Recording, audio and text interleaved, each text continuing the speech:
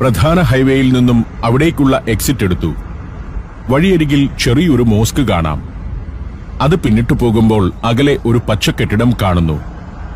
ബെലാത്ന food industries company എന്നൊരു ബോർഡും ഇവിടെയുണ്ട്. ബെലാത്നയുടെ ഫാക്ടറിയും ഫാമും ഇവിടെയാണ്. നേരെ മുന്നിൽ കാണുന്നതാണ് ഫാക്ടറി കെട്ടിടങ്ങൾ. ബെലാത്ന ഒരു ഡയറി ഫാം കമ്പനിയാണ്.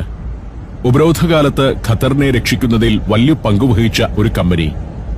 ഉപരോധം തുടങ്ങിയ 2017 ഖത്തറിലേക്ക് ആവശ്യമായ പാൽ ഉൽപ്പാദിപ്പിക്കുന്നതിനായി ബെലാത്ന തങ്ങളുടെ പ്രവർത്തനം ഡയറി ഫാമിലേക്ക് വ്യാപിപ്പിച്ചത്.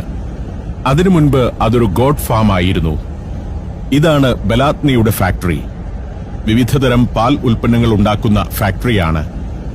ഇവിടെ നിന്നും കുറച്ചകലെയാണ് ഫാം. അവിടേക്കാണ് ഞങ്ങൾ പോകുന്നത്. ഉപരോധത്തിനു മുൻപ് ഖത്തറിലേക്ക് ആവശ്യമായിരുന്ന പാലും പാലുൽപ്പന്നങ്ങളും എത്തിയിരുന്നത് സൗദി അറേബ്യയിൽ നിന്നുമായിരുന്നു. അത് നിലച്ചതോടെ ഖത്തർ വലിയ പ്രതിസന്ധിയിലായി. എന്നാൽ ഉപരോധത്തെ മറികടക്കാൻ ബെലാത്ന ഗവൺമെന്റിന്റെ പിന്തുണയോടെ ഒരു പദ്ധതി ആരംഭിച്ചു. ഖത്തർ എയർവേസിന്റെ വിമാനത്തിൽ ഓസ്ട്രേലിയയിൽ നിന്നും 100 കണക്കിന് പശുക്കളെ അവർ ഇവിടേക്ക് ഇറക്കുമതി ചെയ്തു. ഉപരോധം തുടങ്ങി ഏതാനും മാസങ്ങൾക്കകം തന്നെ ഖത്തറിന്റെ പാൽ ആവശ്യങ്ങൾ നിറവേറ്റുന്ന വിധം ബെലാത്ന അവരുടെ പ്രവർത്തനം വ്യാപിപ്പിച്ചിരുന്നു. കാർ ബെലാത്നയുടെ ക്യാമ്പസിനകത്തേക്കെത്തി.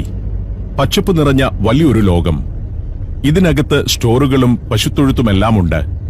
എയർ കണ്ടീഷൻ ചെയ്ത കൂറ്റൻ തൊഴുത്തുകളാണ്. കടുത്ത ചൂടാണല്ലോ ഇവിടെ. ഓസ്ട്രേലിയയിൽ നിന്നെത്തിച്ച പശുക്കൾക്ക് വേണ്ടി അവിടുത്തെ കാലാവസ്ഥ ക്രമീകരിച്ചിരിക്കുന്നു.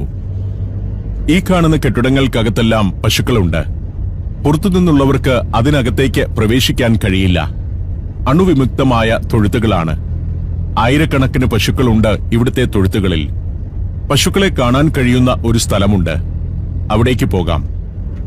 അമീർ വണ്ടി ഒരിടത്ത് കൊണ്ടുചെന്ന് പാർക്ക് ചെയ്തു. ബെലാത്ന ഫാം ഇന്ന് പശുക്കളെ പരിപാലിക്കുന്നതോ പാൽ ഉൽപ്പാദിപ്പിക്കുന്നതോ ആയ വെറുമൊരു കേന്ദ്രം മാത്രമല്ല, വലിയൊരു ടൂറിസ്റ്റ് കേന്ദ്രം കൂടിയാണ്. ദോഹ ഉൾപ്പെടെയുള്ള നഗരങ്ങളിലെ വിദ്യാലയങ്ങളിൽ നിന്നും ധാരാളം കുട്ടികൾ ഓരോ ദിവസവും ഇവിടെ വരുന്നുണ്ട്. അവരുടെ പഠനയാത്രയുടെ ഒരു സ്ഥലമാണിത്. ഒരു ഭാഗത്ത് റെസ്റ്റോറന്റുകളും ഇവരുടെ പ്രോഡക്റ്റുകൾ പരിചയപ്പെടാനും വാങ്ങാനും കഴിയുന്ന സ്ഥലങ്ങളും. എക്സ്കർഷന് വരുന്ന കുട്ടികൾക്കുള്ള വിവിധ സൗകര്യങ്ങളുമുണ്ട്. അമീർ നേരത്തെ ഇവിടെ വന്നിട്ടുള്ളതുകൊണ്ട് എന്നെ അവിടേക്ക് നയിക്കുകയാണ്.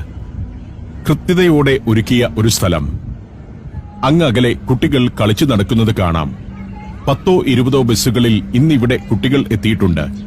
അവരിപ്പോൾ മറ്റു പലയിടങ്ങളിലുമായിരിക്കും. ഇക്കാണുന്നതാണ് ഇവിടുത്തെ വിസിറ്റേഴ്സ് ഹാൾ. ഇതിനകത്ത്